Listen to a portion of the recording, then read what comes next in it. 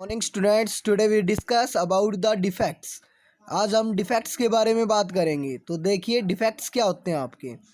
Defects उनको बोलते हैं जब जैसे कि आपकी एक रेगुलर अरेंजमेंट आ रही थी। जैसे ये क्रिस्टलाइन सॉलिड ले रहे थे हम, तो क्रिस्टलाइन सॉलिड्स के अंदर आपकी एक रेगुलर अरेंजमेंट थी, किसकी? कॉन्स्टिट्यूएंट्स पार्टिकल्स की, एटम्स की। लेकिन जब उस रेगुलर अरेंजमेंट के अंदर आपका कोई डेविएशन आ जाता है, मीन्स उसके अंदर कुछ फेरबदल कर देते हैं हम, उसके अंदर कुछ चेंजमेंट हो जाता है, तो उसे हम क्या बोलते हैं? डिफेक्ट्स बोलते हैं। आपके डिफेक्ट्स ना तीन टाइप के होते हैं भाई। स्टिकोमेट्रिक डिफेक्ट्स होते हैं, नॉन स्टिकोमेट्रिक डिफेक्ट्स होते हैं, और इम्प्योरिटी डिफेक्ट्स होते हैं। स्टिकोमेट्रिक डिफेक्ट्स क्या होते हैं आपके भाई? स्टिकोमेट्रिक डिफेक्ट्स वो होते हैं जिन डिफेक्ट्स के अंदर आपका क्या होता है? स्टिकोमेट्री चेंज नहीं होता है कंपाउंड का। स्टिकोमेट्री का मतलब क्या होता है भाई? जो आपका रेशियो होता है ना, कैटाइन अपॉन एनाइन का, रेशियो ऑफ कैटाइन्स एंड एनाइन्स का, वो आपका चेंज नहीं होता है, वो आपका सेम रहता है। किसकी तरह? बिल्कुल मोलिकुलर फॉर्मूले की तरह। तो इनको क्या बोलते हैं? स्टिकोमेट्रिक डिफेक्ट्स बोलते हैं, कि those defects in which the stoichiometry will not be affected. ठीक है, जिनके अंदर क्या ना हो, आपकी स्टिकोमेट्रिक अफेक्ट ना हो, उसे हम क्या बोलते हैं भाई? स्टिकोमेट्रिक डिफेक्ट्स बोलते हैं। स्टिकोमेट्रिक डिफेक्ट्स को आपका इंटरसनिक और थर्मोडाइनमिक डिफेक्ट्स भी बोला जाता है। आपके स्टिकोमेट्रिक डिफेक्ट्स की भाई फॉलोइंग टाइप्स हो जाती हैं। पहली टाइप आती है आपकी वैकेंसी डिफेक्ट। वैकेंसी डिफेक्ट का मतलब क्या होता है? कि जब आपकी क्या होता है कि जब आपके लैटिस साइट पे कोई क्रिस्टलाइन सॉलिड वैकेंट हो जाता है। मतलब लैटिस साइट हमने क्या बताई थी आपको? लैटिस साइट और इंटरस्टिशियल साइट्स, दो साइट होती है भाई हमारे पास रेगुलर अरेंजमेंट ऑफ सॉलिड्स के अंदर।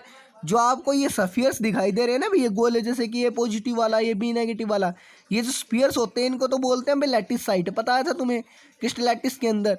और जो ये आपके पास रेक्टेंगुलर सा स्पेस बन गया ना इनके बीच में, ये सारे स्पेस को बोलते हैं भाई इंटरस्टिशियल साइट्स।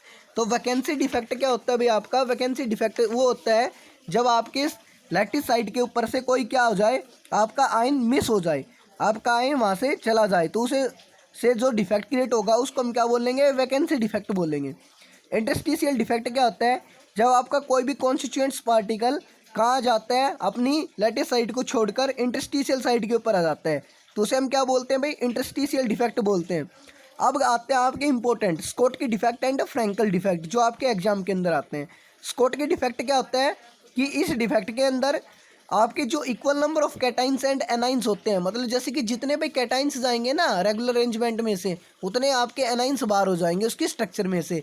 तो जिसके कारण आपकी क्या मेंटेन रहती है? इलेक्ट्रिकल न्यूट्रलिटी मेंटेन रहती है। जैसे कि एग्जाम्पल के तौर पे आपने NaCl ले लिया भाई, KCl ले लिया, KBr ले लिया, ठीक है।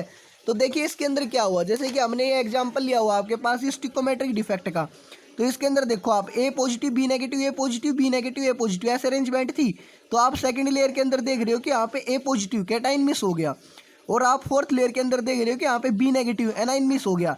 मतलब एक ही कैटाइन मिस हुआ आपका, एक ही एनाइन मिस हुआ। मीन्स यहाँ पे कौन सा डिफेक्ट हुआ आपका? स्कॉट की डिफेक्ट हुआ। Means equal number of cations and anions are missing from their lattice site.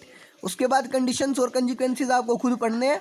Frenkel defect के अंदर क्या होता है कि ये डिफेक्ट जब अराइजेज होता है जब कोई भी आपका जो आयन होता है वो अपनी लैटिस साइट को छोड़कर, जब क्या करता है कि कोई भी आपका आयन अपनी लैटिस साइट को छोड़ देता है और कहाँ पे आ जाता है? वो उसकी इंटरस्टिशियल साइट के ऊपर आ जाता है। कहाँ प्रेजेंट हो जाता है? इंटरस्टिशियल साइट के ऊपर प्रेजेंट होता है। तो उसे हम क्या बोलते हैं भाई? फ्रैंकल डिफेक्ट बोलते हैं। जैसे कि आप यहाँ देख पा रहे होंगे कि क्या हुआ हमारा सेकेंड लेयर के अंदर, ये हमारा A पॉजिटिव वाला आयन अपने लैटिस साइट को छोड़ गया, लैटिस साइट को छोड़ गया, और ये कहाँ पे आ गया आपका? ये आपका इंटरस्टिशियल साइट के ऊपर आ गया, जैसे कि आपको दिखाई दे रहा है, ठीक है। तो फ्रैंकल डिफेक्ट के अंदर यही कहा गया है कि this defect was given by the scientist Frenkel. और ये आपके अराइजेज होते हैं जब कोई भी आपका आयन क्या करता है? अपनी नॉर्मल लैटिस साइट को छोड़ देता है और कहाँ पे प्रेजेंट हो जाता है? वो इंटरस्टिशियल साइट के ऊपर आ जाता है, और जो उसने साइट जो अपनी जगह छोड़ता है लैटिस साइट, वहाँ पे आपका क्या क्रिएट हो जाता है? होल क्रिएट हो जाता है, ठीक है। For example AgCl AgBr। उसके बाद कंजिक्वेंसेस कंडीशंस आप खुद पढ़ेंगे। बात करते हैं भाई नॉन स्टिकोमेट्रिक डिफेक्ट्स की। नॉन स्टिकोमेट्रिक डिफेक्ट्स वो होते हैं आपके जिनके अंदर क्या होता है कि आपकी स्टिकोमेट्री चेंज होती है, मतलब रेशियो ऑफ कैटाइंस अपन में रेशियो ऑफ एनाइंस आपका डिफरेंट आएगा आपके मोलिकुलर फॉर्मूले से, ठीक है। इसके अंदर भाई आपकी इंपॉर्टेंट टाइप्स आती हैं मेटल एक्सेस डिफेक्ट और metal deficiency defect. Metal access defect के अंदर क्या होते हैं कि जैसा कि नाम से पता चल रहा है आपको कि यहाँ पे जो कैटाइन होगा उसकी अमाउंट क्या हो जाएगी? आपके पास ज़्यादा हो जाएंगी, कैटाइंस आपके पास ज़्यादा हो जाएंगे कंपेयर किसके भाई, एनाइंस के। तो इसके अंदर आपके कैटाइंस कैसे ज़्यादा हो सकते हैं भाई, दो तरीके से ज़्यादा हो सकते हैं कैटाइंस। या तो आप क्या कर दो, किसी एनाइन को मिस कर दो अपनी साइड से, तो उसकी जगह क्या मतलब क्या हो जाएंगे, एनाइंस कम हो जाएंगे और मेटल क्या हो जाएंगे, आपके कैटाइंस क्या हो जाएंगे, ज़्यादा हो जाएंगे। जैसे कि एनाइन वैकेंसीज वाला पढ़ रहे हैं, एनाइन वैकेंसीज के अंदर आपने देखा कि आपने थर्ड लेयर के अंदर क्या कर दिया कि थर्ड लेयर के अंदर आपने किसी एनाइन को, बी नेगेटिव को मिस कर दिया, और उस एनाइन की साइड को किसने ऑक्यूपाई कर लिया, इलेक्ट्रॉन ने ऑक्यूपाई कर लिया। ये इलेक्ट्रॉन क्यों आ जाता है यहाँ पे, क्योंकि आपको इलेक्ट्रिकल न्यूट्रलिटी भी मेंटेन करनी है साथ के साथ। इलेक्ट्रिकल न्यूट्रलिटी मेंटेन करने के कारण क्या हो गया कि बी नेगेटिव चला गया, और उस बी नेगेटिव की वजह से जो होल क्रिएट हुआ, उस होल को किसने ऑक्यूपाई कर लिया, किसी इलेक्ट्रॉन ने ऑक्यूपाई कर लिया। तो आप यहाँ काउंट करके देखोगे तो आपके कैटाइंस ज़्यादा होंगे और एनाइंस आपके क्या होंगे, कम होंगे। तो मेटल एक्सेस डिफेक्ट हो गया ना, ये किसकी वजह से हुआ, एनाइन वैकेंसी की वजह से, कि एनाइन अपनी पोजीशन को छोड़कर बाहर चला गया। उसके बाद आता है आपका दूसरा, due to the presence of extra cations.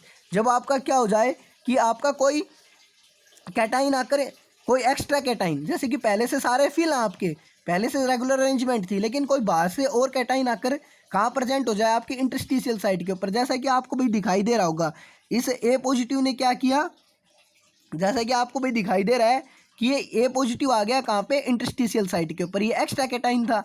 अब ये इंटरस्टिशियल साइड पे एक्स्ट्रा कैटाइन आया है, तो इलेक्ट्रिकल न्यूट्रलिटी मेंटेन करने के लिए हमने सेकंड लेयर वाले इंटरस्टिशियल साइड पे क्या दिखा दिया, इलेक्ट्रॉन। तो इलेक्ट्रिकल न्यूट्रलिटी भी मेंटेन हो गई और डिफेक्ट भी मेंटेन हो गया। कौन सा हो गया, मेटल एक्सेस डिफेक्ट। गिन के देखोगे कैटाइन ज़्यादा आएंगे, एनाइन कम होंगे।